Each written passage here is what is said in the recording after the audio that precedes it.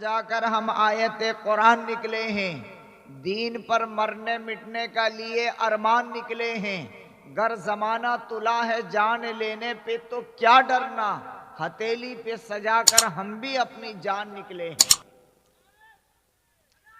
हमें कुछ न कुछ काम करना पड़ेगा, हमें कुछ न कुछ काम करना पड़ेगा।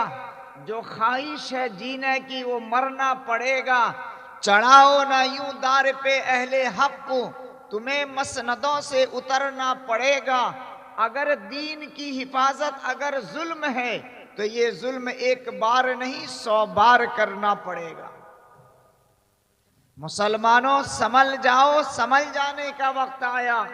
बहुत सोए हो तुम, अब होश में आने का वक्त आया। जला डाली थी कश्तियां तुमने उंदुलुस के साहिल पर, फिर उसी तारीख को दोहराने का वक्त आया। और जहां से चले थे 313, उसी माजी पे फिर पलट जाने का दौर आया। और सुनो, रोज़ाए अथर से ये आवाज आती है, मुसलमानों मेरी हुर्मत पे कट जाने का वक्त आया। मैं आपसे गुजारिश करता हूं, मैं यहां आने के बाद मैंने मालूम किया कि क्लब के कुछ नौजवान और मुरब्बी मिलकर मकातिब यानी जो मकतब चल रहा है उसका प्रोग्राम जो है उन्होंने किया है। मुझे बहुत खुशी हुई उस पर कि जहां पर हर तरफ अय्याशी का दौरा हो, जहां पर समाज में हर कोई इंसान बुराई करना चाहता हो, लेकिन वहां पर अगर कुछ नौजवानों की ये सोच इस तरफ जाती हो कि नहीं, कुछ ऐसी महफिल भी सजाया जाए जिससे अल्लाह और उसके रसूल का तस्कीरा किया जाए और बच्चों का हौसला अफजाई हो, तो मैं ऐसे ख्यालात को सलाम करता हूं। मैं आप हजरात के सामने कुरान करीम के एक आयत का सहारा लिया है।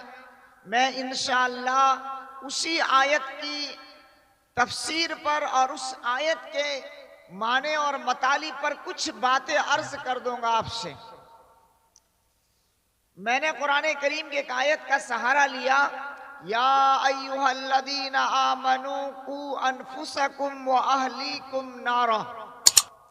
यानी अल्लाह ये कह रहा है कि ईमान वालों, अपने आप को कू अनफुसकुम व अहलीकुम नारा, और अपने घर वालों को और अपने औलादों को जहन्नम के आग से बचा लो।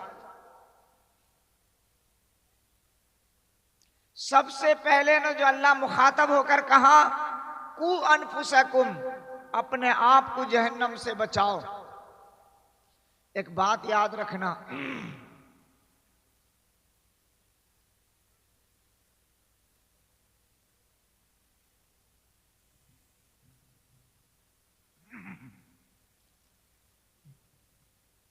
दो तीन रात जागने की वजह से थोड़ी आवाज में बैठक है, इंशाअल्लाह बोल देंगे, ऐसी बात नहीं। तो मैं ये कह रहा था कि या अय्युहल्लज़ीना आमनू कू अनफुसकुम, यानी अल्लाह कह रहा है अपने जात पर, यानी अपने आप पर पहले झांको। आज हमारा माशरा क्या हो रहा है, हर एक एक इंसान को ये फिक्र होता है कि हमारा गांव सुधर जाए, बाप को ये फिक्र है कि औलाद सुधर जाए, माँ को ये फिक्र है कि मेरा बच्चा सुधर जाए, बड़ों को ये फिक्र है कि छोटा सुधर जाए, उस्ताद को ये फिक्र है कि बच्चा सुधर जाए, और बच्चे को इस बात का फिक्र है कि उस्ताद सुधर जाए। यानी हर एक एक इंसान को दूसरों के सोचने का फिक्र है। लेकिन फरमाया कि फिर माशरे के अंदर इस्लाह होगा कैसे, माशरे के अंदर इस्लाह होगा कैसे। एक मर्तबे की बात बताऊं, हकीमुल उम्मत मुजद्दिद मिल्लत मौलाना अशरफ अली थानवी रहमतुल्लाह अलैह एक मर्तबा तकरीर कर रहे थे और उनके चाहने वाले और उनके दीवाने बैठे हुए थे। तो हजरत ने कहा कि बात बताओ कि आज पूरी दुनिया के अंदर जलसा जुलूस हो रहा है, तबलीग का काम हो रहा है, खानकाहों का काम हो रहा है, सारी दुनिया में दिन की बातें हो रही है, लेकिन उसके बावजूद इस्लाह क्यों नहीं हो रहा है? तो सारे लोग जितने बैठे हुए थे सब ने कहा कि हजरत आप ही बता दीजिए कि इस्लाह क्यों नहीं हो रहा है।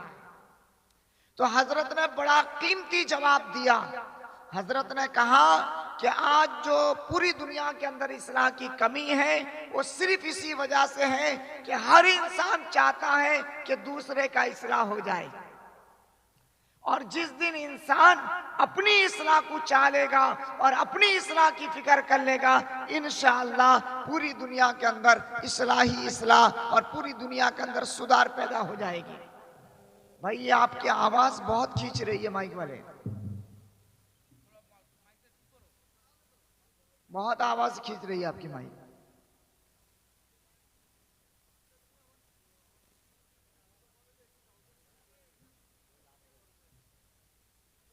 रोजाना बोलने वाले आवाज से पता चल जाता है माइक से ही, और जलसा वालों को कम से कम जो है ख्याल माइक का रखनी चाहिए। तो बहरहाल मैं ये बात कहना चाह रहा था कि बड़ी जिम्मेदारी के साथ कि माँ बाप को अपनी औलाद की फिक्र करनी चाहिए, लेकिन सबसे पहले इस दौर में याद रखिएगा, औलाद माँ बाप की नसीहत पर अमल नहीं करते। औलाद माँ बाप के नसीहत पर अमल नहीं करते, बल्कि माँ बाप के किरदार पर अमल करते हैं। माँ बाप के नसीहत पर अमल नहीं करते। आज हमारे माहौल क्या है, बाप नमाज नहीं पढ़ता है, वो इस बात की ख्वाहिश रखता है कि मेरा बच्चा नमाजी बन जाए। बाप शराब नहीं छोड़ता है, लेकिन वो इस बात की ख्वाहिश रखता है कि मेरा बच्चा कभी भी शराब का घोट न पिए। फरमाया कि माँ पर्दा नहीं करती है, लेकिन उसके बावजूद ये ख्वाहिश रखती है कि मेरी बेटी जन्म लेने वाली फातिमा तो जहरा बन जाए। याद रखिएगा, आपके चाहने से फरमाया कि इस्लाह नहीं हो सकता। फरमाया कि बाप को वो किरदार अदा करना पड़ेगा, कि बाप को वो किरदार दिखाना पड़ेगा जिस किरदार से औलाद भी बाप की किरदार को अपनी किरदार समझकर अपनाएगा।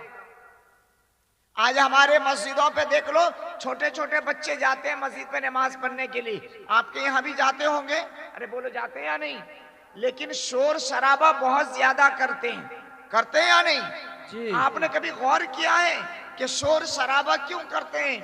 फरमाया कि शोर शराबा इसी वजह से करते हैं कि बच्चे के बाप मस्जिद में मौजूद नहीं होते हैं। आपको भले ही बुरा लगे तो माफ करना, अगर बाप खुद लेकर अपने बच्चे को मस्जिद पर आएगा और डांटेगा कि बेटा मस्जिदों में नमाज पढ़ने के वक्त बदमाशी नहीं करते, चिल्लाते नहीं हैं, तो कम से कम वो औलाद बाप का डर रखेगा। लेकिन आज हालात क्या है, माँ औलाद से परेशान है, छोड़ देती है मस्जिद, जाओ कम से कम आधा घंटा हम फ्री हो जाएं। फरमाया कि ऐसे बच्चे नमाजी नहीं बन सकते। फरमाया कि बाप को उंगलियां पकड़ कर लेकर जाना पड़ेगा। और मैं आपको और एक बात बता दूं, ये बहुत पुरफितन का दौर है। क्या दौर है बोलो? बहुत पुरफितन का दौर है। इस दौर में याद रखिएगा मेरे अल्फाज को, इस दौर में अपने बच्चों के ईमान को बचाना और अपने बच्चों के सीनों में कुरान को उतारना, अपने बच्चों के सीनों में इस्लाम को जगाना, अपने बच्चों के सीनों में दीन की बेदारी पैदा करना, ये बहुत बड़ी बात है। आज सबसे पहले सुबह सुबह जब हमारे बच्चे उठते हैं तो कॉन्वेंट जाते हैं पढ़ने के लिए।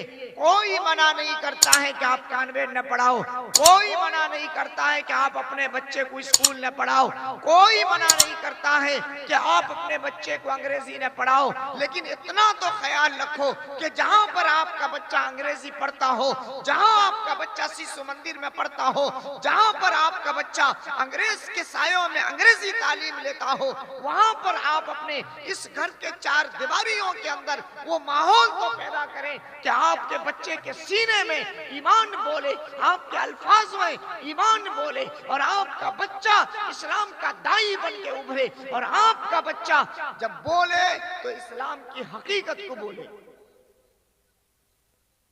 अब ये जरूरी है कि अपने बच्चों को ईमान वाला बनाओ, वरना तो याद रखिएगा, मैं एक बात आपसे कहना चाह रहा हूं। आज पूरी हिंदुस्तान के सरजमीन पर एक दहलका मचा हुआ है। क्या कि दिल्ली से 800 कितने लोग चंद दिनों में गायब हो गए। और मैं आपसे एक बात कहना चाह रहा हूं, अगर आपके गांव के अंदर कोई आदमी आपके बच्चे को चुरा कर ले जाए, ईमानदारी बात बताना कि आपको नींद आएगी? अरे बोलो जी, नींद नहीं आएगी। अगर बच्चे को चुरा के ले जाए, अरे माँ बाप को नींद आएगी? नहीं आएगी। अगर आपके घरों से कोई सामान उठा कर ले जाए, क्या आप चैन से सो जाएंगे? नहीं सो सकते। तो फिर मुसलमानों, मैं तुमसे ये बात पूछना चाह रहा हूं, फरमाया कि आज अंग्रेज के तालीम के नाम पर, अंग्रेजी तालीम को सिखाने के नाम पर आपके बच्चों से ईमान छीना जा रहा है, आपके बच्चों के सीनों से कुरान छीना जा रहा है, आपके बच्चों के सीनों से दीन छीना जा रहा है, आपके बच्चों के सीनों से इस्लाम की हकीकत छीना जा रहा है, और आप चैन के नींद देख रहे हैं और आप चैन से सो रहे हैं कि मेरे बच्चे तो अंग्रेजी पढ़ने जा रहे हैं। कभी आपने गौर किया कि बच्चा अंग्रेजी पढ़कर जब आता है, स्कूल के अंदर क्या क्या अल्फाज सीख कर आता है? कभी शिर्की अल्फाज सीख कर आता है। उसकी इस्लाह कौन करेगा? मैं और आप अपने औलाद की इस्लाह करेंगे, गौर करेंगे। और आज के दौर में मकातिब इतना जरूरी है, इतना जरूरी है। याद रखना ना, उलमा ने किताबों पर लिखा है, लोगों आज मकातिब की कदर करो। अगर आज आप तुमने गली गली गांव गांव पे मकातिब का निजाम नहीं चलाया है, तो याद रखना इस बात को, आज से 10 साल पहले आपके बच्चे तो रहेंगे, बच्चे के सीने में ईमान नहीं रहेगा, आपके औलाद तो बढ़ेंगे लेकिन सीनों में कुरान नहीं रहेगा। आपके बच्चे तो होंगे लेकिन आपके कदर करने वाले नहीं होंगे। लेकिन गांव वालों, सुनना आपकी जिम्मेदारी क्या है, मैं आपको बता के जा रहा हूं। ईमानदारी एक बात बताना, मेरा और आपका जमीन इतना मर चुका है, इतना मर चुका है। अगर हमारे बच्चे को कोई अच्छी से अच्छा अंग्रेजी तालीम दे दे, हम 500 रुपया और महीने में 1000 रुपया उस पर निछावर करने के लिए तैयार हैं। और हम ये चाहते हैं कि हमारा बच्चा अच्छा अंग्रेजी बोले, अच्छा इंग्लिश बोले और अच्छा तालीम याफ्ता हो। उसके लिए चाहे जितना रुपया खर्च करना पड़े उतना रुपया खर्च बाप करने के लिए तैयार है। करता या नहीं? बोलो, करता है। फरमाया कि अच्छे से अच्छे इंग्लिश में और स्कूल में पढ़ाता है, बाप सारी खर्च को बर्दाश्त करता है।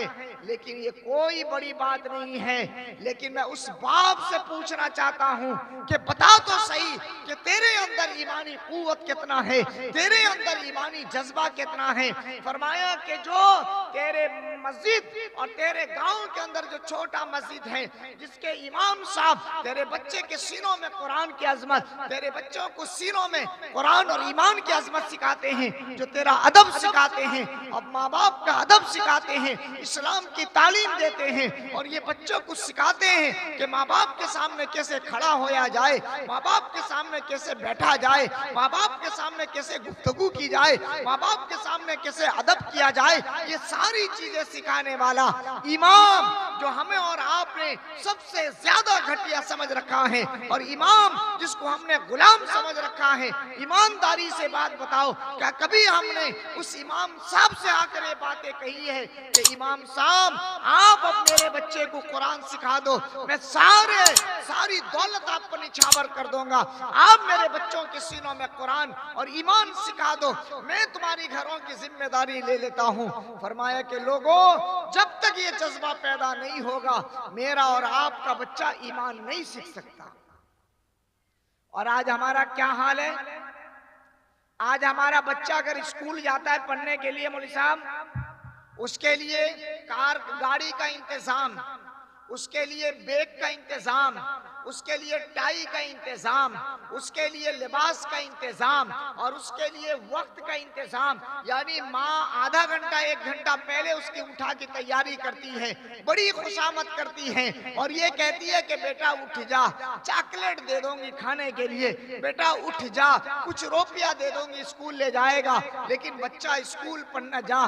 फरमाया कि वही माँ से मैं सवाल करना चाहता हूँ कि क्या माँ 1 घंटा पहले कभी अपने औलाद को इस बात पर भी उठाई है कि मुअज्जिन अज़ान पुकारता है, हय्या अलस सलाह हय्या अलल फलाह, कि नमाज नींद से बेहतर है, बेटा उठ जा, कामयाबी की तरफ अल्लाह बुला रहा है, जाओ बेटा मस्जिद नमाज पढ़ कर आ, और इमाम साहब के पीछे दुआएं करके आ, जाओ बेटा कुरान पढ़ कर आ, पहले अल्लाह का कुरान पढ़, फिर बाद में जाके अंग्रेजी पढ़ना, बेटा अल्लाह का कुरान से दीन शुरू कर। फरमाया कि फिर उसके बाद अंग्रेजी तालीम के लिए जाना। क्या उस माँ ने कभी ऐसा तालीम अपने औलादों को दी है? मेरे मुसलमानों भाइयों और उम्मत के शहजादों, बड़े दुख के साथ ये कहना पड़ता है कि हम नाम के तो मुसलमान रह गए, लेकिन हमारे नस्लों से दीन मिट गया, हमारे दिलों में अहमियत नहीं रही, हमारे नस्लों से ईमान मिट गया, हमें एहसास तलक नहीं हुआ। हमारे छोटे छोटे मासूम बच्चे अंग्रेजी के नाम पर ईमान से फिर गए, लेकिन हमारे दिलों पे एहसास तलक पैदा नहीं। और जब तक माएँ और बहनें इस्लाम के तालीम पर गौर नहीं करेंगे, समाज नहीं सुधर सकता। और दूसरी बातें मैं आपको बता रहा हूं, आज हमारे पास अगरचे स्कूल भी है, कॉलेज भी है, यूनिवर्सिटियां भी हैं, लेकिन इस्लामिक नहीं है। और आज हमारी जवान बेटियां की बातें बता रहा हूं, अंग्रेजी तालीम के नाम पर अपने ईमान का सौदा और अपनी इज्जत का सौदा कर रही हैं, और बाप बड़े सीने चौड़ा करके कहता है कि मेरी बेटी कॉलेज की तालीम याफ्ता है। और मैं आपको बता रहा हूं, ओ उम्मत की शहजादियों, माएं, मैं सिर्फ आपसे इतनी बातें कहना चाह रहा हूं कि आप इससे पहले की हालात उठाकर देखें। 5 और 10 साल 20 साल पहले आप उम्मत की शहजादी थी, लेकिन आज आप उम्मत की नाचने वाली माएं बन गई।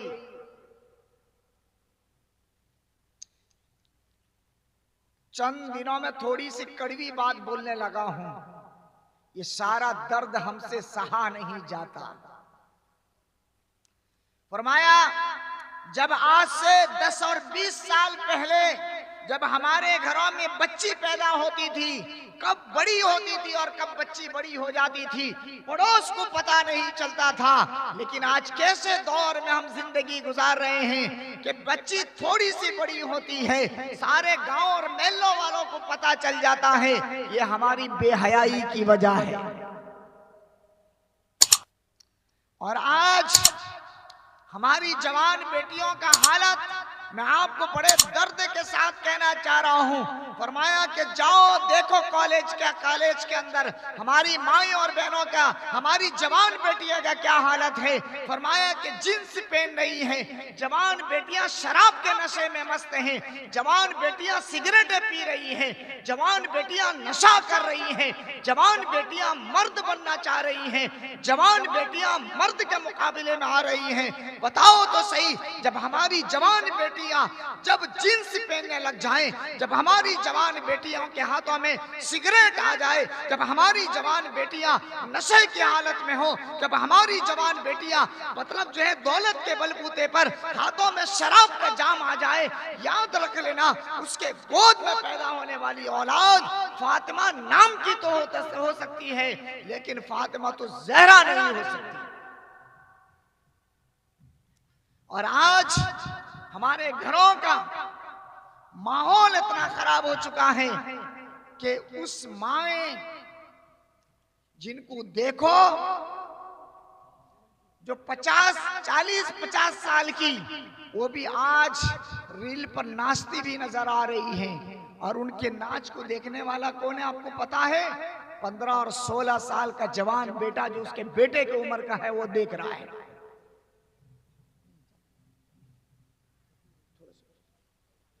और छोटी छोटी बच्चियां जो आज नाच रही हैं, उसका देखने वाला कौन है पता है आपको?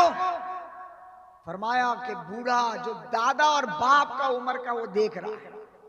हम कैसे दौर से जी रहे हैं, हमें एहसास तलक नहीं होता है हम कैसे दौर से जी रहे हैं, हमें इस बात का गम भी नहीं हो रहा है। अल्लाह का कुरान कह रहा है, या अय्युहल्लज़ीना आमनू कू अनफुसकुम, बचा लो अपने आप को जहन्नम के अंगारों से, बचा लो दहकती हुई आग से, बचा लो अल्लाह के अजाब से, वरना याद रख लेना जिस दिन अल्लाह के अजाब पकड़ में आएगी, न तुम बच सकते हो न मैं बच सकता हूँ। बताओ, अल्लाह के अजाब से बचने की कोशिश करो। या अय्युहल्लज़ीना आमनू कू अनफुसकुम व अहलीकुम नारा, अपनी औलाद को और अपने आप को जहन्नम के अंगारों से बचा लो। थोड़ा सा 2 मिनट आप दरूद शरीफ पढ़ लें, मैं चाय पी लेता हूं। अल्लाहुम्मा सल्ले अला सय्यिदिना मौलाना मुहम्मद व अला आले सय्यिदिना मौलाना मुहम्मद। ला इलाहा इल्लल्लाह, ला इलाहा इल्लल्लाह, ला इलाहा इल्लल्लाह मुहम्मदुर रसूलुल्लाह सल्लल्लाहु अलैहि वसल्लम।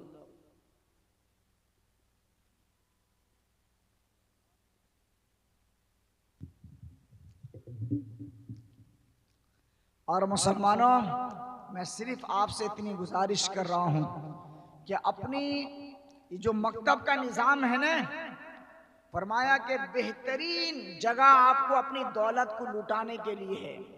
याद रखना, मदारिस और मसाजिद और मकातिब पर अपनी दौलत को निछावर कर दो। मुसलमानों, अगर तुम अपने नस्लों में दीन देखना चाहते हो, अपने नस्लों में ईमान देखना चाहते हो, इन मकातिब की अजमत को बढ़ा दो और अपनी मकातिब को मजबूत करो। लेकिन मैं एक बात और आपको बता रहा हूं इस्लाह माशिरा पर। मैंने मुफ्ती अजमतुल्लाह साहब से कहा था कि मैं इस्लाह माशिरा पर बोलूंगा।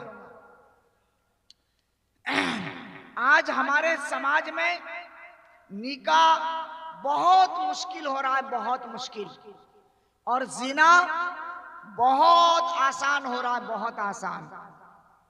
इसकी वजह मैं आपको बता दे रहा हूं, उसकी वजह मैं आपको बता दे रहा हूं। आप गौर कीजिएगा कि निकाह क्यों मुश्किल हो रहा है और जिना क्यों आसान हो रहा है। आप इस पर गौर करेंगे। अगर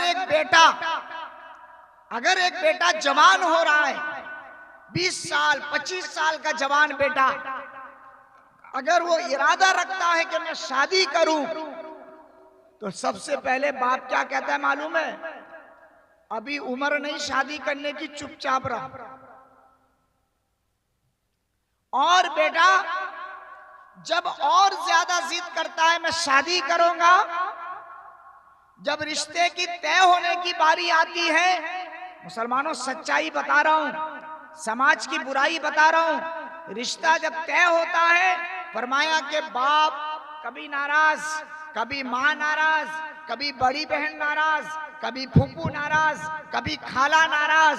फरमाया कि इन सारे नाराज लोगों को राजी करने के चक्कर में 5 साल यूं ही निकल जाता है।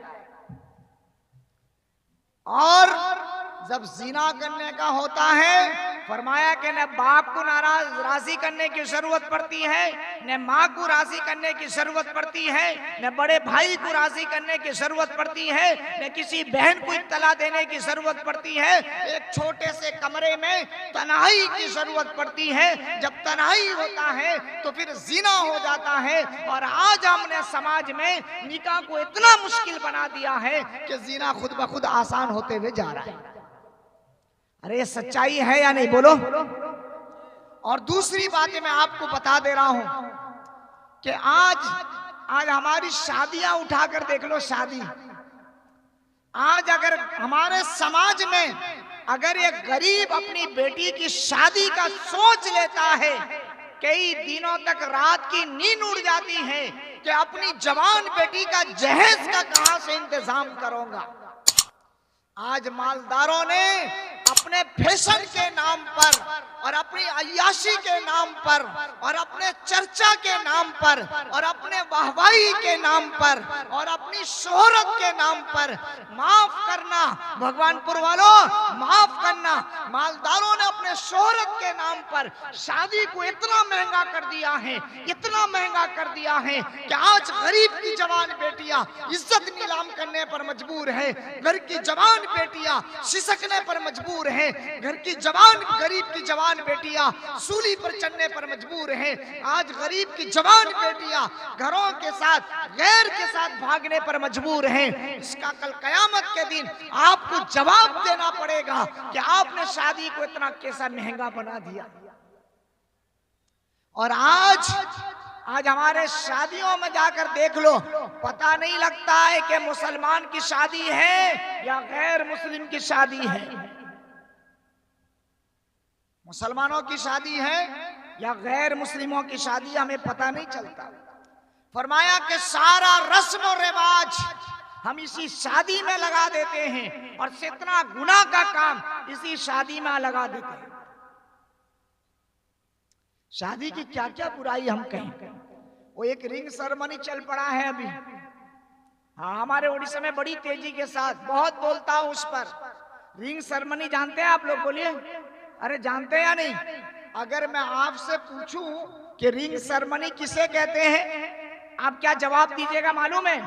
आप जवाब दीजिएगा कि लड़का जब रिश्ता तय हो जाती है ना, तो लड़का जो है मोहब्बत से हाथ में अंगूठा पहना दे, मतलब जो है छल्ला पहना देता है और अंगूठी पहना देता है, रिंग पहना देता है, इसी को रिंग सेरेमनी कहते हैं। अरे कहते हैं या नहीं?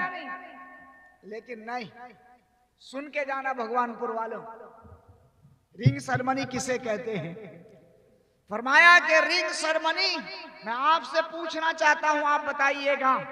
मैं एक अजनबी आदमी हूं, आज मैं आया हूं, कल चला जाऊंगा, लेकिन अगर मैं आपसे कहूं, अगर मैं आपसे या आपके घरों पे रहकर अगर आपकी बहन को टच करूं, आप बर्दाश्त करेंगे? बोलो।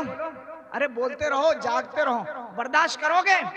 अगर मैं आपकी अम्मी को अगर टच करूं तो आप बर्दाश्त करेंगे? आपके बहन को टच करूं तो आप बर्दाश्त करेंगे?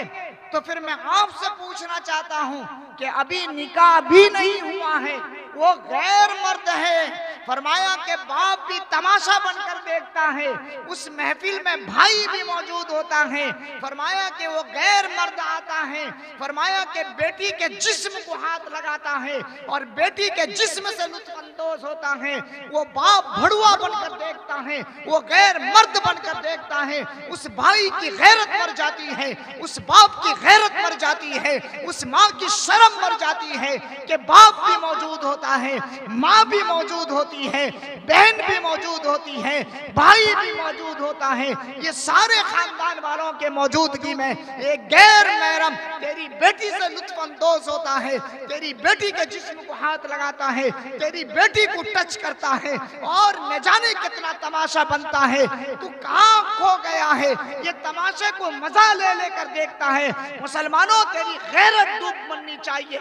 मुसलमानों तेरा ईमान कहाँ चला गया, तेरा जमीर कहाँ मर गया। अल्लाह के नबी ने फरमाया जब मर्द के सामने औरत का इज्जत नीलाम हो जाए, जब मर्द के सामने बेटी का इज्जत नीलाम हो जाए, ऐसा मर्द को दयूस कहते हैं। और दयूस कल कयामत के दिन अल्लाह उसको जन्नत में दाखिल नहीं करेगा।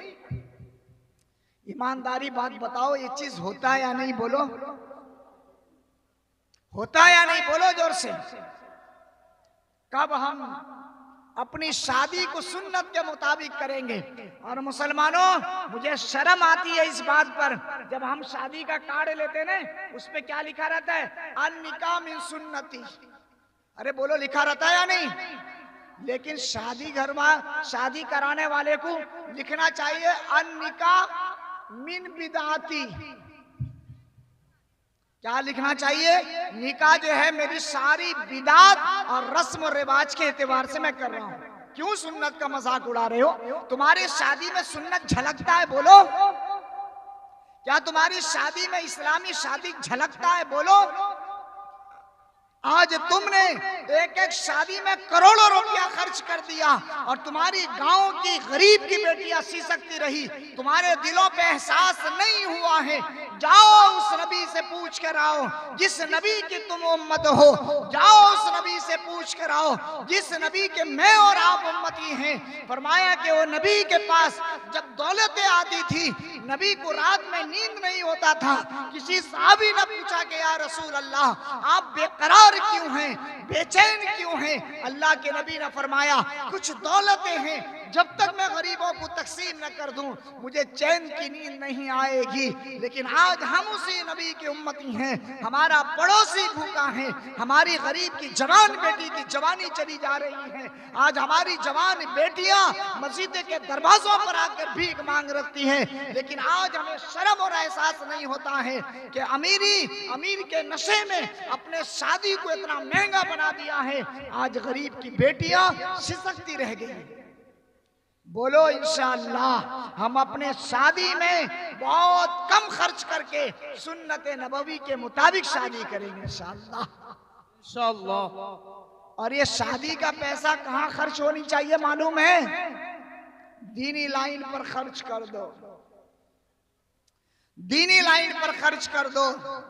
लेकिन आज अफसोस के साथ ये कहना पड़ता है कि आज हमारा दौलत कहाँ खर्च हो रहा है। फरमाया कि मदारिस पर नहीं, मसाजिद पर नहीं, मसाजिद के इमाम पर नहीं, मदरसा में कुरान पढ़ाने वालों पर नहीं, मकातिब पर पढ़ाने वालों पर नहीं, हमारी शराबी पर खर्च हो रही है। हमारी पैसा जिनाओं पर खर्च हो रहा है, हमारा पैसा गुनाहों पर खर्च हो रहा है, हमारे पैसा अय्याशियों पर खर्च हो रहा है, हमारे पैसा गुनाहों पर खर्च हो रहा है। मुसलमानों, अल्लाह के अदाब से अगर बचना है तो इन गुनाहों से पैसे को बचाओ और दीन के लाइन में पैसों को खर्च करो।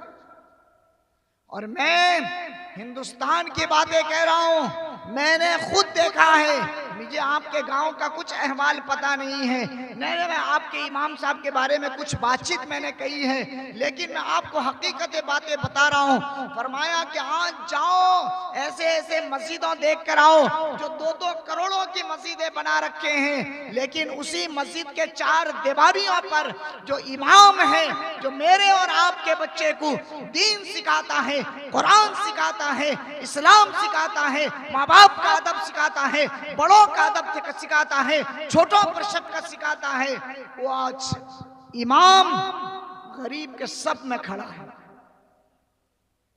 गरीब के सब में खड़ा है।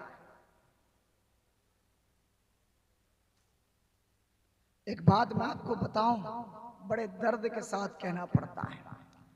एक मस्जिद के जिम्मेदार ने मुझे फोन किया और यूं कहा कि इमाम मौलाना साहब हमारे मस्जिदें खाली हैं, आप एक इमाम दे दीजिए।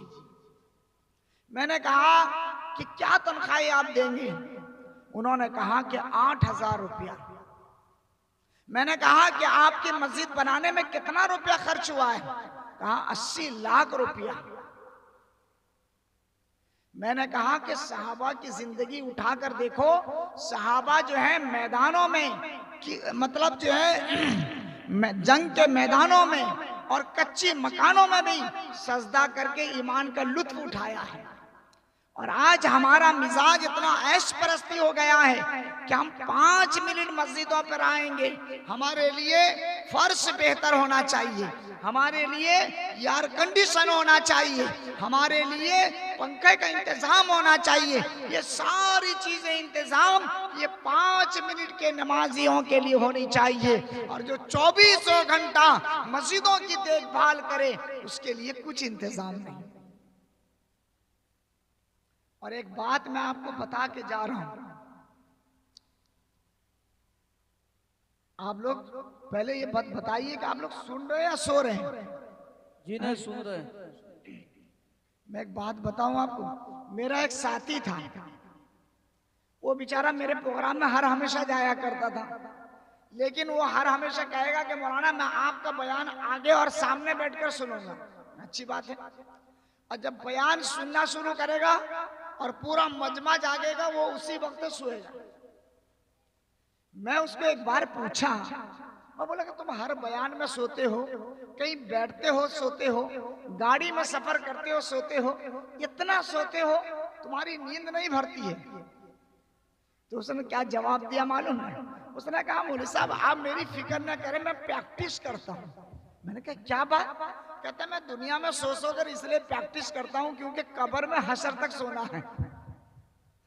क्या कहा? कब्र में हशर तक सोना है, इसलिए मैं दुनिया में प्रैक्टिस करता हूँ। तो इसलिए जो है मैंने आपसे पूछ लिया, क्योंकि रात का 12:30 बजा है और आपका जो है सोने का वक्त है, और आप जो है ऐसा तो नहीं कि जबरदस्ती जाग रहे हैं, नहीं। तो चंद मिनट आपसे अर्ज करके मैं कर रहा हूं बातें खत्म। देखिए मेरे और आपके जहनों पे एक बात है कि हम इतनी दुआएं मांगते हैं, अल्लाह कबूल क्यों नहीं करता? ये मेरे और आपके जहनों पे बात है कि अल्लाह हमारी दुआओं को क्यों नहीं सुनता है। कभी आप गौर किए हैं? मैं आपको हकीकत बात बताना चाह रहा हूं। ओ कमेटी वालों और मस्जिद के जिम्मेदारों, अगर आपको बुरा लगे तो अल्लाह के लिए मुझे माफ कर देना, लेकिन ये बात दिल के गहराई से सोचना मेरे जाने के बाद कि कोई आया था पागल की तरह ये बातें कहकर गया था कि ये बातें सही है या गलत। याद रखना उस वक्त तक अल्लाह आपके रोने को नहीं सुनेगा जब तक आप अपने मातेहतों के परेशानी को नहीं सुनेंगे। वो कैसे? अगर आप एक मालिक हैं और आपके 10 नौकर आपके पास काम करते हैं और उस 10 नौकर के जरिए आप लाखों रुपया कमा रहे हैं, लेकिन उस नौकर के तनख्वाहों में अगर आप कमी कर रहे हैं या तनख्वाह तो दे रहे हैं लेकिन 5 और 10 हजार रुपया तनख्वाह दे रहे हैं, लेकिन कभी उसको आप बुलाकर ये बात नहीं पूछ रहे हैं कि बेटा 10 हजार में तुम्हारा गुजारा हो रहा है या नहीं। कभी आप ईमानदारी बात बताना, कभी आपने पूछा है? कोई नहीं पूछा। एक ट्रक का मालिक लाखों रुपया ट्रक से कमाता है, लेकिन अपने नौकरों को 10 हजार रुपया तनख्वाह देता है। ईद के मौके पर भी या उसके परेशानियों पर भी बुलाकर नहीं पूछता है कि 10 हजार रुपये में तुम्हारा गुजर बसर कैसे हो रहा है। याद रखना, जब तक अपने मातेहतों को आप नहीं पूछेंगे अल्लाह भी आपको नहीं पूछेगा। याद रखना, आप अपने मातेहतों को पूछिए। और दूसरी बात मैं आपसे ये अर्ज कर रहा हूं कि आज हमारे गांव के अंदर जो बेहयाई और माए और बहनों के अंदर जो बेपर्दगी आम हो चुका है, फरमाया कि आज हमारा गांव के अंदर एक निजाम बनाना चाहिए। फरमाया क्या निजाम?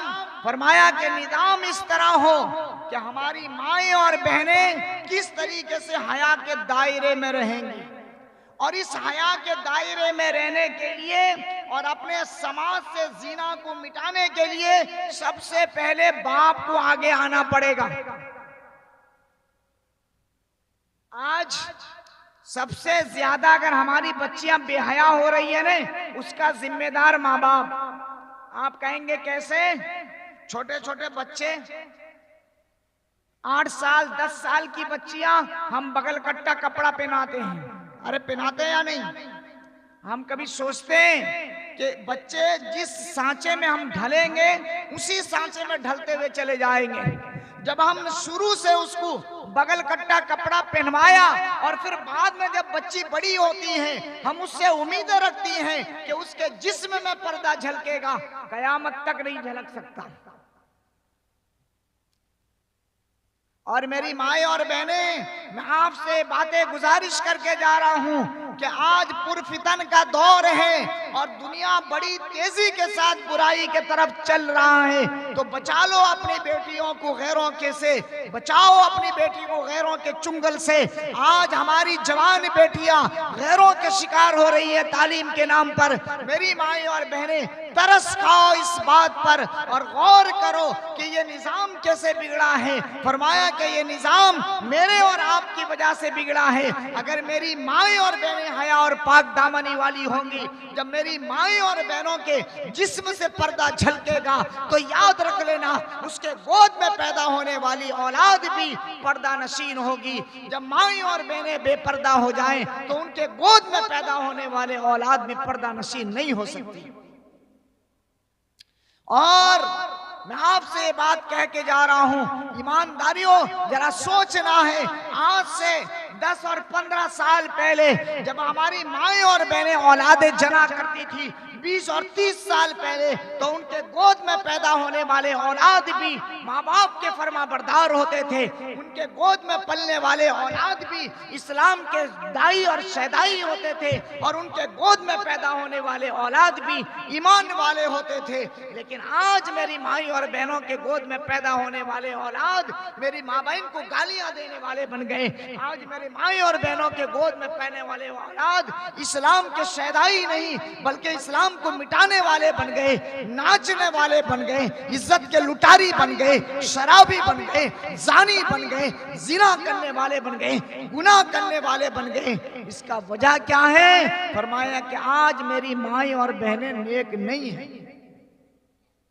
जब मेरी माएं और बहनें नेक बनेंगी तो इंशाअल्लाह उनके गोद में पैदा होने वाला औलाद भी नेक बनेगा। बनेगा या नहीं? इंशाअल्लाह। तो सबसे पहले मैं आपसे गुजारिश कर रहा हूं कि अपने बच्चों को दीनी तालीम दो, अंग्रेजी तालीम के साथ साथ दीनी तालीम दो और अपनी जवान बेटियों का ख्याल रखो। कहीं ऐसा नहीं कि दीन दुनिया के तालीम के नाम पर, अंग्रेजी तालीम के नाम पर, कॉलेज के तालीम के नाम पर हमारी बेटी का इज्जत का कोई सौदा करके ले जाए। और तीसरी बात मुसलमानों, जो पूरी आम है वो बात बताकर मैं आपको खत्म कर दे रहा हूं। जो आज हमारे समाज में आम है, शराब और सूद, इससे बच जाओ, तुम्हारी औलादें और तुम्हारी नस्लें बच जाएगी। आज सूद का क्या निजाम है, मैं आपसे बस इतनी बातें बताकर जा रहा हूं कि मर्द तो छोड़ दीजिए, औरतों की बातें बता रहा हूं। जाओ गांव के अंदर, महल्ले के अंदर औरत के एक ग्रुप है। फरमाया कि जो औरत को औरत के नाम पर लोन देती है और फरमाया कि सूद के नाम पर आपको लोन मिलता है, सूद के नाम पर पैसा मिलता है, फिर नतीजा क्या होता है? जब वो पैसे का लालच बढ़ते जाता है, मर्द के कमाई से ज्यादा औरत सूद का कारोबार करती है, फिर नतीजा ये होता है कि मर्द पैसे का इंतजाम नहीं कर पाता है, सूद बढ़ते हुए जाता है, सूद बढ़ते हुए जाता है, घरों के अंदर इख्तिलाफ हो जाता है, घरों के अंदर लड़ाई हो जाती है, बाप बेटी से नाराज, बेटी बाप से नाराज, शौहर बीवी से नाराज, बीवी शौहर से नाराज। बीवी इस बात की झगड़ती है कि मैंने तुम्हारे काम पर लोन लाकर दिया था, उसका सूद तुम भरो। शौहर ये कह रहा है कि मेरी कमाई 2000 है, मैं 5000 का सूद कहां से लाकर दूंगा। फरमाया कि इसी बात पर न जाने कितने घर उड़ान हो गए, न जाने कितने घर बर्बाद हो गए, न जाने कितने घर तबाह हो गए। जाओगे। और मेरी उम्मत के शहजादियों, मैं तुमसे हाथ जोड़कर ये अपील करता हूं कि अपने आप को सूदी निजाम से बचा लो। अगर शौहर का कम कमाई है तो कम कमाई पर गुजारा कर लो। अगर शौहर एक वक्त का भूखा रखे तो भूखा रख लो, लेकिन सूद के कारोबार में न फंसो। आज कितनी माएं और बहनें सूद के निजाम में फंसने की वजह से औरतों को तलाक़ें हो गई, घर बर्बाद हो गया, औरतों की इज्जत नीलाम हो गई, लेकिन हमारे दिलों पे एहसास नहीं हुआ। आज मैं अपनी कानों की बात, कानों पे सुनी हुई बातें बता रहा हूं। मैं एक जगह पर कहीं खड़ा हुआ था, एक लोन वाला आया। उस औरत ने कहा कि मैं लोन नहीं दे सकती, मैं सूद नहीं दे सकती। तो उस आदमी ने कहा या तो सूद दे दो या तो इज्जत दे दो। बचो सूदी निजाम से। मेरी माएं और बहनें, जब तुम हलाल खाया करती थी और शौहर के कमाई हलाल कमाई खाया करती थी, तुम्हारे गोद में पैदा होने वाला औलाद भी खाजा बन जाता था। तुम्हारी गोद में पैदा होने वाला औलाद भी अल्लाह का वली बन जाया करता था। तुम्हारी गोद में पैदा होने वाले औलाद भी साबिर कलियरी बन जाया करता था। और जब आज तुमने सूद के मामले में फंसी और तुमने हराम और हलाल का तमीज करना छोड़ दिया और तुम हराम के कमाइयों पर चलने और पलने लगी, तो तुम्हारी गोद में पैदा होने वाला औलाद दरिंदा हो गया। तुम्हारे गोद में पैदा होने वाला औलाद शराबी हो गया। तुम्हारी गोद में पैदा होने वाला औलाद जानी हो गया। तुम्हारी गोद में पैदा होने वाला औलाद इज्जत का लुटेरा हो गया। तुम्हारी गोद में पैदा होने वाला औलाद तुम्हें गालियां देने वाला हो गया। तुम्हारी गोद में पैदा होने वाला औलाद तुम्हारे सामने अपने बाप को थप्पड़ मारने वाला हो गया। और आज भी अगर आप इस सूद के निजाम से बचोगे और हलाल तरीके से कमाओगे और हलाल तरीके से खाओगे, इंशाअल्लाह मैं आपको ये अल्लाह के नबी का वादा करके सुना कर जा रहा हूँ। मेरे नबी का वादा है, फरमाया कि हलाल जिस्म से, हलाल रोजी से जिस्म पलने वाला कभी माँ बाप का नाफरमान नहीं होता, और हराम जिस्म से पलने वाला जिस्म कभी जन्नत का हकदार नहीं होता। और दूसरी बात मैं आपसे कह रहा हूं, जवानों शराब को छोड़ दो। अगर आप क्या मिजाज है मैं जानता नहीं हूं, लेकिन मैं बहुत जगह पर जाता हूं, ये बातें मैं नौजवानों से कहता हूं कि नौजवानों शराब पीना छोड़ दो, नशा करना छोड़ दो, उस दौलत को दीन के लाइन पर खर्च करो। आज शराब के हालत में न जाने कितनी नस्लें बिगड़ गई, कितना घर वीरान हो गया, कितने के घरों पर तलाक़ें हो गई, कितने के माएँ और बहनें मुतल्लका हो गई हैं। शराब से बचो। फरमाया कि सुनो, अल्लाह के नबी ने फरमाया कल कयामत के दिन फरमाया कि एक इंसान को जहन्नम के आग में डाल दिया जाएगा। वो चीखेगा और चिल्लाएगा और कहेगा कि मुझे प्यास लग रही है, ये अल्लाह पानी का इंतजाम कर दे। तो अल्लाह ताला फरिश्तों को हुक्म देगा कि मेरा बंदा चीख रहा चिल्ला रहा है, प्यास प्यास कह रहा है। फरमाया क्या? फरमाया कि पीप और खून और गंदा पानी उसके मुंह में खोलता हुआ डाल दो। जब उसके मुंह में खोलता हुआ डाल दिया जाएगा तो शराबी कहेगा कि अल्लाह मैंने तो पानी मांगा था, तो आज गंदा खून क्यों पिला दिया और गंदा पीप और गंदा पानी क्यों पिलाया? तो अल्लाह कहेगा कि मेरा बंदा तो दुनिया में वो चीज पीता था जो मुझे पसंद नहीं था, आज मैं वो पिला रहा हूं जो तुझे भी पसंद नहीं होगा। तो इसलिए जो है मैं आपसे गुजारिश कर रहा हूं कि अपने बच्चों को मकतब से जोड़ो और अपनी माएँ और बहनों को हया और पाक दामनी वाली जिंदगी गुजारने दो, और सूद के निज़ाम से बचो और शराब के निज़ाम से बचो। अल्लाह ताला मुझे और आपको सही बातों पर अमल करने की तौफीक अता फरमाए। व आखिर दावाना अल्हम्दुलिल्लाहि रब्बिल आलमीन।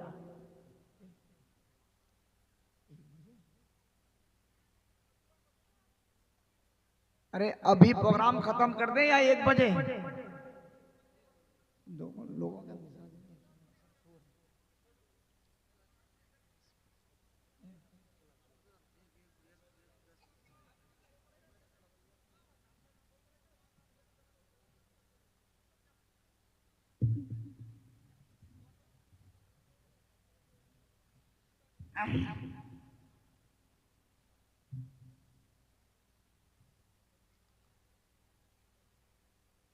चलो और 5-10 मिनट बोलते रहे इंशाल्लाह दुआ में।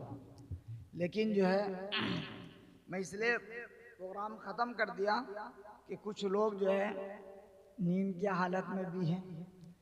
हालांकि बयान तो है जाग कर सुननी चाहिए, क्योंकि देखिए एक बात मैं आपको बता रहा हूँ, जब हम लोग उलमा आपसे ज्यादा कुर्बानी देते हैं, क्यों?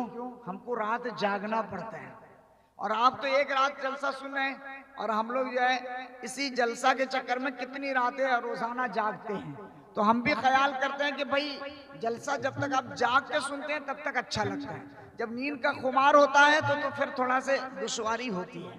तो बहरहाल क्लब वालों की गुजारिश है कि 10-15 मिनट आप थोड़ा से जाग कर सुन लें, इंशाअल्लाह फिर उसके बाद दुआ हो जाएगी इंशाअल्लाह। ठीक है? तकबीर, नारे तकबीर, नारे तकबीर, अल हिकमा किराम, नारे तकबीर।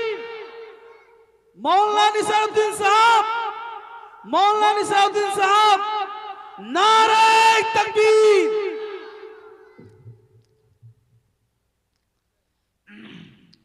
तो मैं ये जो चंद बातें आपके सामने तकरीरें की है ना, आप गौर कीजिएगा कि आज हमारे समाज के अंदर क्या क्या बुराई है, हम किस पर नजर डालें, किस पर नजर डालें।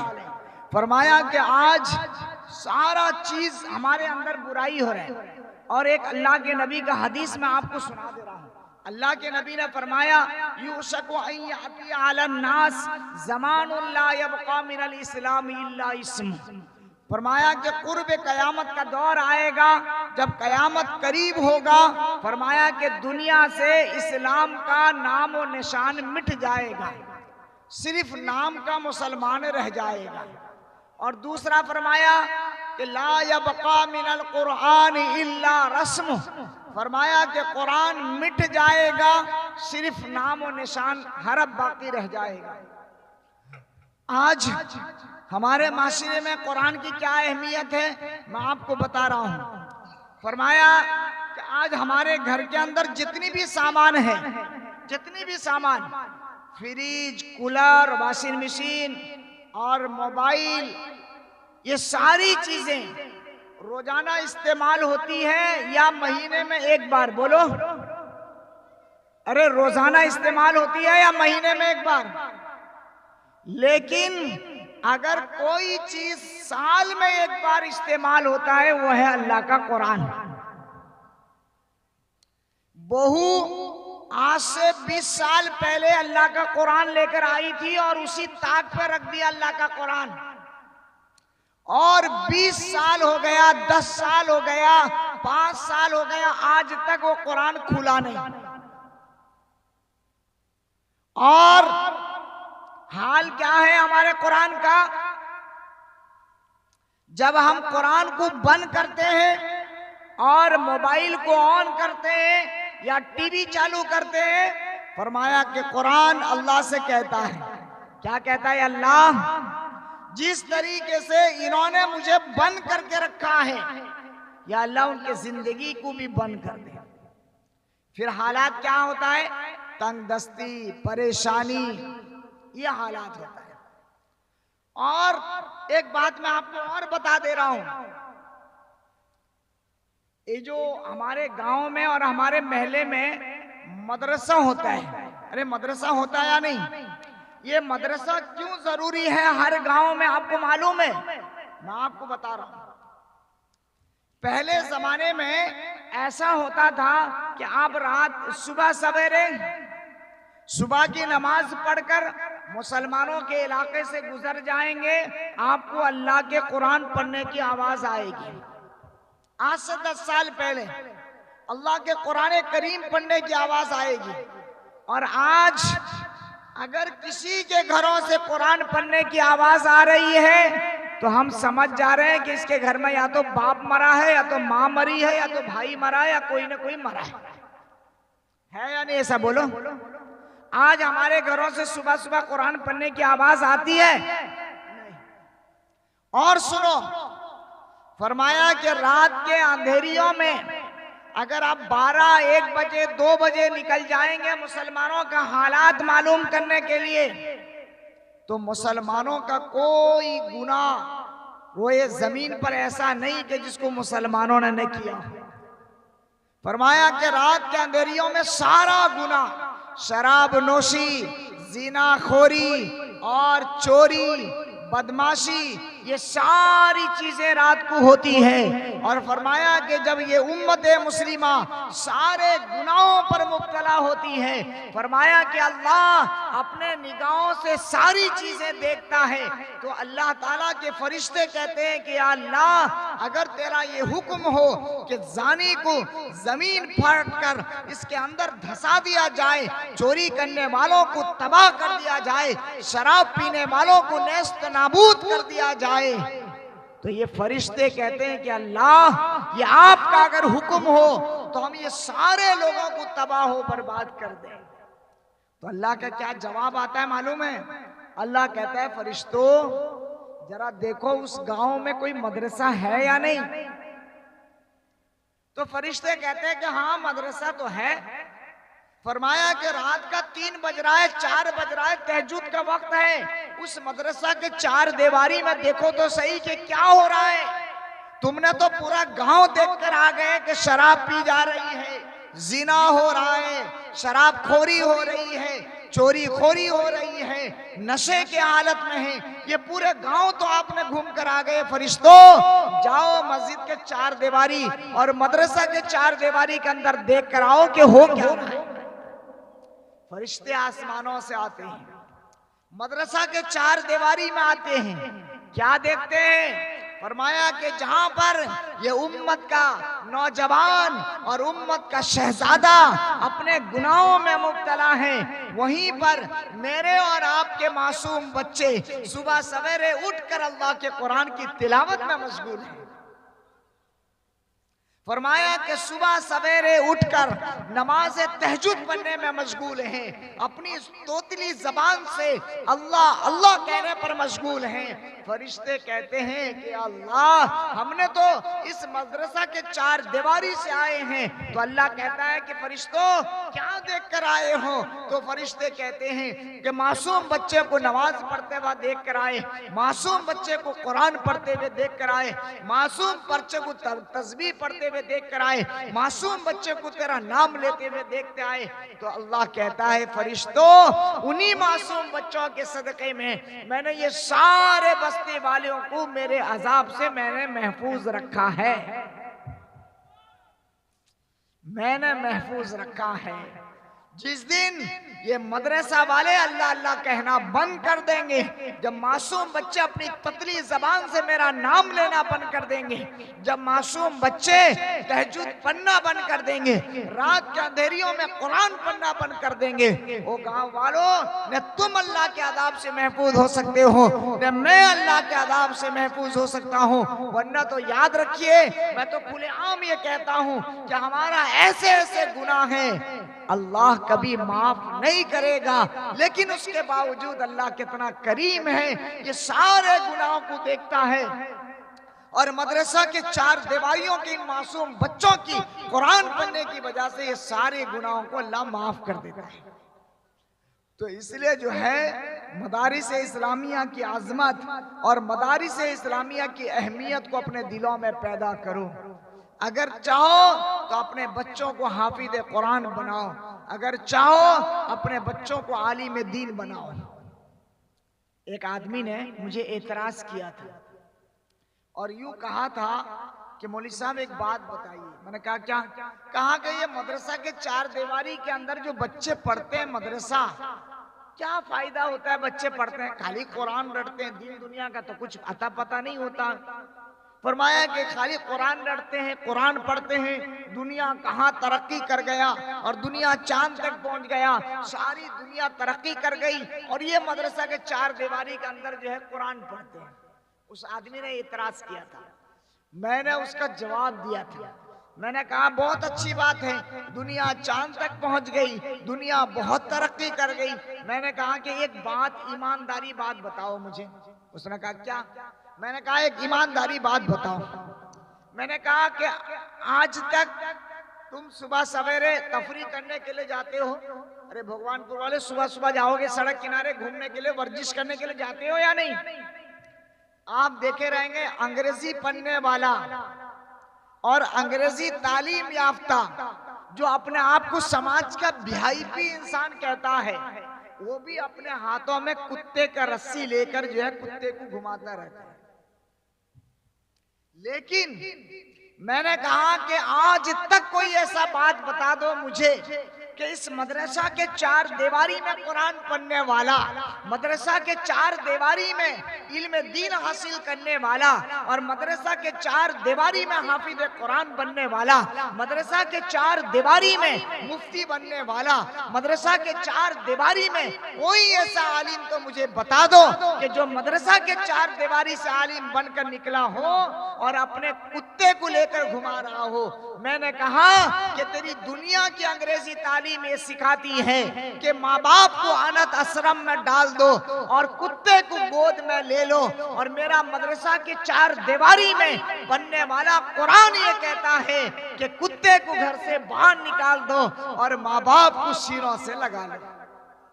नारे तकबीर, नारे तकबीर। हजरत मौलाना निसारुद्दीन साहब, हजरत मौलाना निसारुद्दीन साहब, नारे तकबीर। और मैं आपको एक सच्ची बात बता रहा हूं, मैंने अपने निगाहों से ये बात देखी है कि एक इंसान अपने कुत्ते पर महीना 20,000 रुपया खर्च करता है। उस कुत्ते के लिए अलग दूध का इंतजाम, खाने का इंतजाम और उसके लिए नौकर का इंतजाम ताकि उसको गुस्ल करा सके, वक्त पर खिला सके। लेकिन आज तक उसने अपने माँ बाप के लिए दवाओं का इंतजाम नहीं किया है। आज हमने अपने औलाद को इतना अंग्रेजी पढ़ा दिया, इतना अंग्रेजी पढ़ा दिया, इतना अंग्रेजी पढ़ा दिया कि उसने हमें छोड़कर हमारे कुत्तों को पाल लिया। लेकिन आज मदरसा के चार दीवारियों के अंदर माँ बाप, उस्ताद ने अपने बच्चों को इतना कुरान पढ़ा दिया, इतना कुरान पढ़ा दिया कि माँ की अजमत दिल में बिठा दिया और यूं सिखा दिया कि अगर जन्नत तलाश करना है तो माँ के कदमों पे तलाश कर, और जन्नत का दरवाजा अगर तलाश करना है तो बाप को तलाश कर। फरमाया कि वो मदरसा के चार दीवारियों के अंदर पढ़ने वाला माँ बाप को सीनों से लगाता है, माँ बाप के अखराजात को उठाता है, माँ बाप को गोद लेता है। इस अंग्रेजी तालीम पढ़ने वालों के तरह कुत्तों को गोद नहीं लेता है। तो आज इसलिए भी मदरसा जरूरी है। मुसलमानों, कुरान से मोहब्बत करो, कुरान पढ़ने वालों से मोहब्बत करो, आलिम दीन की कदर करो। एक मैं वाकया सुनाकर आपको खत्म कर रहा हूँ। एक मेरठ के अंदर एक बहुत बड़े आलिम गुजरे हैं जिसका नाम मौलाना बद्रे आलम। क्या नाम है बोलो? मौलाना बद्रे आलम साहब, बहुत बड़े अल्लाह के वली गुजरे हैं। फरमाया कि उनका इंतकाल मदीने में हुआ। कहां पर हुआ बोलो? मदीना के अंदर उनका इंतकाल हुआ। और मदीने के अंदर एक चीज है कि अगर किसी इंसान को मदीने के कब्रिस्तान में दफन कर दिया जाता है तो फरमाया कि उसके अंदर एक केमिकल डाला जाता है जो 3 साल के अंदर अंदर जिस्म को सड़ाकर गलाकर खाक में मिला देता है, और 3 साल के बाद फिर उसी कब्र को खोद कर दूसरे मैयत को लिटा दिया जाता है। तो फरमाया कि जब मौलाना बद्रे आलम का इंतकाल हुआ और फरमाया कि जब कब्र खोद के लिटा दिया गया, हुकूमत के तरफ से जो है वो केमिकल डाल दिया गया, और 3 साल के बाद जब दोबारा उसी कब्र को खोदा गया कि ताकि दूसरे मुर्दे को उसमें दफन किया जाए, तो देखा कि बिल्कुल ताजा, न कोई कफन मैला हुआ है, न जिस्म पर कोई दाग है, बिल्कुल हंसता चेहरा और बिल्कुल चेहरा साफ है। फरमाया कि बादशाह को हैरत हुई कि भाई 3 साल गुजर गया, फरमाया कि ये अब तक सड़ा गला रही है। तो उसने और ज्यादा केमिकल डालकर कब्र को बंद कर दिया, और फरमाया कि फिर उसके बाद 3 साल के बाद फिर दोबारा कब्र खोदा गया 6 साल के बाद, और फरमाया कि जब कब्र खोदा गया तो देखा गया कि वैसे ही कफन बाकी है, जिस्म पर कोई दाग नहीं, मिट्टी ने कोई जिस्म के कोई हिस्से को नहीं छुआ है। तो फरमाया कि बादशाह परेशान। फरमाया कि फिर और थोड़ा केमिकल डाल दिया गया और फिर जो है उसको लिटा दिया गया, और फिर 3 साल के बाद यानी 9 साल के बाद तीसरा मर्तबा कब्र खोदा गया। तो बादशाह तो कहा कि इस बार तो पूरा मलिया मेट हो गया होगा। और फरमाया कि जब 3 साल के बाद फिर खोदा गया तो देखा कि जिस चेहरा, हंसता चेहरा, जिस्म बिल्कुल खिला हुआ और कफन भी कोई मैला नहीं है। फरमाया कि बादशाह ने कहा कि हो सकता है कोई अल्लाह का वली हो सकता है कोई अल्लाह का नेक बंदा हो, जाओ मालूम तो कर आओ कौन है। मालूम किया गया तो पता चला कि मौलाना बदरे आलम साहब मेरठी हैं। और उनके घर से मालूम किया गया कि इनका कौन सा अमल ऐसा था कि आज दुनिया की बड़ी सी बड़ी केमिकल भी उनके जिस्म को मिटा न सकी और उनके कफन को मैला न कर सका, उनका कोई जिस्म का एक हिस्सा भी बर्बाद न हो सका। तो फरमाया कि उनके बेटे और उनकी बीवी ने कहा कि हमें तो कुछ पता नहीं है, लेकिन तहज्जुद गुजार तो थे, नमाज तो थे, कुरान पढ़ते थे, लेकिन एक आदत थी तो जो अल्लाह के वली के अंदर एक आदत थी जिसकी वजह से आज उनका कफन भी मैला नहीं हुआ होगा। जब उनकी बहनों से, उनकी बीवियां से पूछा गया, उनकी बीवी से पूछा गया, उनके बेटे से पूछा गया कि क्या बात है बताओ, उन्होंने कहा कि सिर्फ बात इतनी है कि वो खुद हाफिज कुरान थे, आलिम दीन थे, लेकिन अगर कोई दूसरा आलिम दीन से अगर मिलते, कोई कुरान पढ़ने वालों से अगर मिलते, अगर कोई इल्म दीन पढ़ने वालों से मिलते या किसी मस्जिद के इमाम से मिलते या कुरान करीम की तिलावत करने वालों से मिलते, कभी सर उठाकर बात नहीं करते, कभी उसके तरफ पैर नहीं फैलाते। इतनी कुरान की अजमत उनके दिलों में थी तो जिसकी वजह से दुनिया की कोई केमिकल भी उनको मिटा न सकी। और मुसलमानों, मैं आपसे बातें कहकर जा रहा हूं, अगर आज आपके सीनों में अगर कुरान उतर जाए, अगर आज आपके अपने इमामों की कदर करने वाले आप बन जाएं, आपके अपने गांव में कुरान पढ़ने वालों से मोहब्बत करने वाले बन जाएं, मुझे यकीन है अल्लाह के जात पर, मुझे यकीन है अल्लाह के सिफात पर, इंशाअल्लाह आपके कब्र भी इंशाअल्लाह नूर ही नूर से भर जाएगा इंशाअल्लाह। नारे तकबीर, नारे तकबीर। कुरान का दामन, कुरान का दामन, नारे तकबीर। तो मैं आपसे गुजारिश करता हूं कि इंशाअल्लाह ये जो चंद बातें मैंने आपके सामने रखी है कुरान पर और माशिरा पर, तो इंशाअल्लाह आपसे उम्मीद है कि इंशाअल्लाह अमल भी करेंगे और मेरे लिए दुआएं करेंगे कि अल्लाह ताला मुझे भी खुद अमल करने की तौफीक दे। मैं शुक्रगुजार हूँ कलब वालों का। अल हिकमा बहुत अच्छा नाम है, हिकमत के साथ सारी कामें की जाती होगी इंशाअल्लाह। तो मैं इस क्लब वालों से कह रहा हूं कि आप सिर्फ मकतब और मस्जिद तक महदूद न रहें, इस गांव के अंदर हर अच्छाई पर आप हिस्सा लें। बस 5 मिनट में कह रहा हूं इस क्लब हिकमा पर। फरमाया कि हर बंदा ये चाहे कि हम हर महीना 50-100 रुपया इकट्ठा करें, अपना पसीना चुराया हुआ पैसा इकट्ठा करें। अगर कोई मुसीबत ज़दा है तो हम वहां क्लब वाले जाकर के उसकी मदद करें। अगर गर्मी का मौसम आए तो इंशाअल्लाह हम सड़के के किनारों पर पानी पिलाने का इंतजाम करेंगे। अगर सर्दी आए तो इस बात का हम ख्याल रखेंगे कि हमारे गांव और महलों में कोई भी गरीब बेगर लिहाफ के न सोए। फरमाया कि अगर कोई आदमी बीमार पड़ जाए और उसके अंदर इतनी ताकत न हो कि मेडिकल का खर्च न उठा सके, तो मुझे उम्मीद है कि इसी क्लब वाले खड़े होंगे, गांव गांव पे, घर घर पर जाकर दामन को फैला लेंगे अल्लाह के लिए और उसके रसूल के लिए, पैसा इकट्ठा कर कर बेवा और गरीब और मजबूर और मजदूर लोगों का इंशाअल्लाह इलाज करेंगे इंशाअल्लाह। फरमाया कि हर नेक काम पर क्लब हिकमा वाले इंशाअल्लाह जरूर साथ देंगे, देंगे या नहीं इंशाअल्लाह। इंशाअल्लाह। और अपने मकतब को और मजबूत कीजिए और अपने बच्चों को मकतब भेजिए और मजबूत कीजिए। और दूसरी बात मैं बता रहा हूँ, खुदा की कसम खा के कह रहा हूँ, इमाम साहब से पहली बार मुलाकात हुई है, कहीं ऐसा न हो, क्योंकि बहुत सारे लोगों का जहनियत है वो ये सोचते हैं कि शायद कि इमाम साहब ने कुछ सिखा दिया है, इमाम के बारे में बोल दिए।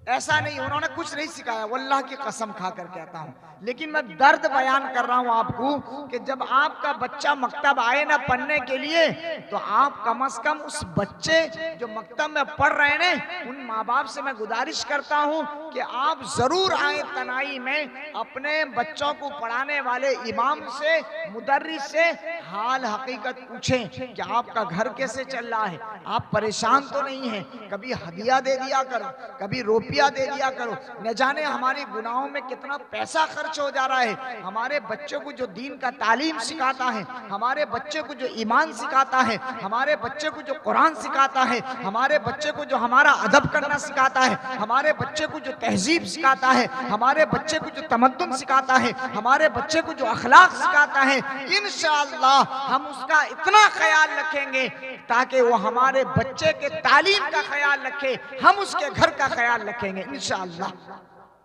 लेकिन आज हमारा हाल यह है, एक चीज मैं आपको और बता के जा रहा हूं।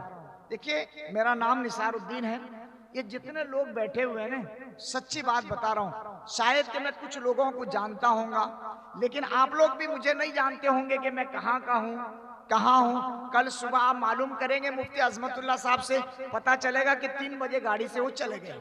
अरे यही तो होगा। लेकिन जब आपके अब्बू का इंतकाल होगा, इसी गांव में जब आपका जवान बेटा आपके कंधों पर मैयत बनकर जाएगा और आपके बच्चे जब मुर्तद होते होंगे, दीन सिखाने के लिए, आपके जनाजा पढ़ाने के लिए, आपका बख्शवाने के लिए, आपका कुरान पढ़ने के लिए मौलाना निसार ओडिशा से नहीं आएंगे, बल्कि आपका इमाम आपके सामने खड़ा होगा। जो बाप अपने बेटे को इस काबिल तक न बना सका कि बेटा जनाजा पढ़ा सके, लेकिन आपके गांव का 8 और 10 हजार रुपया वाला इमाम आपका जनाजा पढ़ाने के लिए आगे खड़ा हुआ होगा। जब आपका मुसीबत आएगा, सबसे पहले आप इमाम साहब से कहते हैं दुआएं कर दीजिए, तो आपका इमाम दुआ मस्जिदों पे करवाएगा।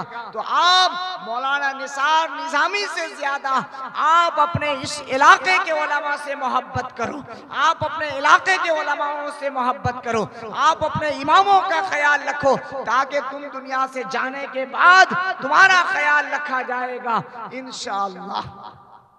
करेंगे इंशाअल्लाह। अरे एक बात सुनाओ, इमाम साहब से जरा बच के भी रहना। एक मस्जिद का जिम्मेदार आके कहा कि इमाम साहब हमारे औलाद का नौकरी नहीं हो रहा है, दुआ कर दीजिए। इमाम साहब ने हाथ उठाकर दुआ कर दिया, अल्लाह हमारे मस्जिद के जिम्मेदार के बेटे को नौकरी दे दे। तो सबने आमीन कह दिया। दूसरा जुमला कहा कि अल्लाह उतना ही तनख्वाह वाला नौकरी देना जितना तनख्वाह हमारी है।